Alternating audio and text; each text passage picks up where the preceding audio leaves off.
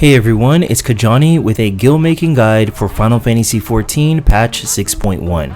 In this video, I go over ways to make guild by crafting, gathering, or by running other activities in Final Fantasy XIV. Let's start the video with some quick and easy ways to make guild without crafting or gathering. You can still do fates for bicolor gems to purchase gemstone vouchers. They still sell for a decent amount of guild, so they're worth the effort. You can also cash in on your adventurer in need bonus from roulettes by trading in clusters for combat materia. The number 10 combat materia still sell for a pretty good amount. The number 9s, not so much. The number 9 materia is primarily used to overmeld the crafted classical gear set. With so many other gearing options available right now, not many players are looking to do so. While you're doing your roulettes, make sure that you greed all of the gear that drops from level 90 dungeons to descent them for a chance to get a mutable solution. It's a crafting mat that's used in a lot of new recipes introduced in patch 6.1. Now let's head to the Excitotron 6000. The items that are big sellers here are going to be the Exciting Fiber, which is used to craft the Varsity Glamour set, and the Resplendent Feather, which you'll need not 1, not 2, but 3 feathers to get the Alkanost mount.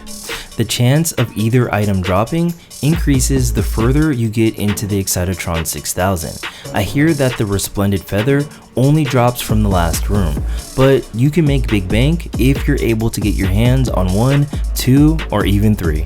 In patch 6.1, we got a bunch of new minions that could be obtained via number 28, level 90, 18-hour adventures.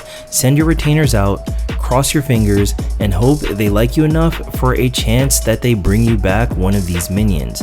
As cute as they are, there are millions of reasons to sell them on the market board. Overall, crafting and gathering will make you consistent guild throughout the patch. Some quick and easy options are doing your custom deliveries, then using your scripts to purchase materia and a mutable solution. Crafting and gathering materia usually sells regardless of the patch, but there should be more demand for it due to the new crafting and gathering gear that we got in patch 6.1. The immutable solution is a new crafting material that you can purchase with purple scripts. It's used to craft a majority of the new recipes that we got in patch 6.1. Raid food and grade 6 potions are still good ways to make guild with your crafters. There are still players doing re-clears of the current Savage tier, and new players just starting Savages for the first time. Oh, and let's not forget about all the brave souls looking to clear the Dragon Song Ultimate. They are going to need all the raid food and potions that they can get. The materials that can be crafted in the number 9 master recipe books are consistent sellers and good ways to make guild with your crafters. This is especially true with the 2 new materials, Forhnesh Fiber and Elven Dambarite, that were released in patch 6.1. You can try to make some guild with your crafters by selling the Packmaker gear and main hand tools. Before putting any effort into doing so, check the market board to see how frequently they are selling. Most players are fine with overmelded AR gear that was released in patch 6.0.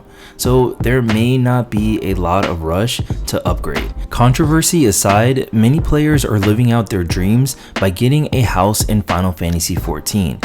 This presents an opportunity to sell furnishing items as well as the items to craft said furnishings. So this is going to include items like lumber, mortar, and cut stone.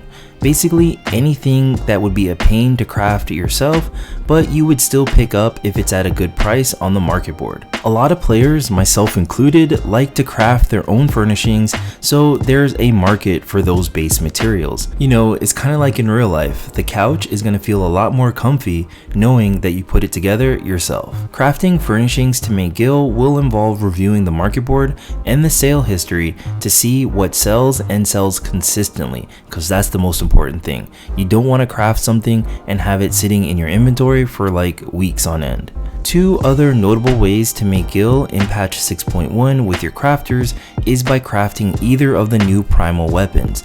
The Rapturous weapon set is based on weapons that drop from Pool of Tribute Extreme. The fight should be really easy unsynced with a few level 90s.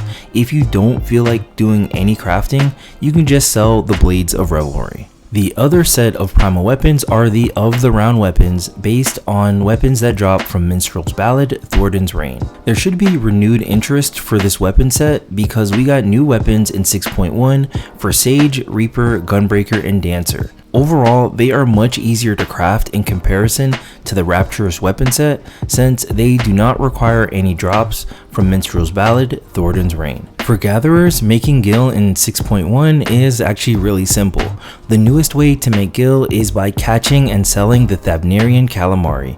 It's used in the new crafting and gathering food released in patch 6.1. Other ways to continue to make gil with your gatherers are by farming Moonlight Aethersand and Endtide Aethersand.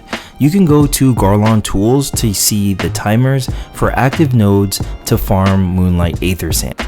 Moonlight Aethersand is still a good way to make gil in Final Fantasy XIV because it's used to craft potions players use to raid, as well as the new culinarian recipes released in patch 6.1. Gathering Endtide Aethersand is going to involve either fishing or spearfishing. I put the location of both fish in the description of the video. Fortunately, both fish are always up, so the biggest hurdle with farming Endtide Aethersand is dealing with the general RNG involved in fishing. But trust me, if you are willing to put in the time, it is a good way to make gil with your fisher. So that's all I have for this gil making guide for patch 6.1. If you found this video helpful, drop me a like. If you want to stay tuned for more content, hit that subscribe button. Until next time, peace.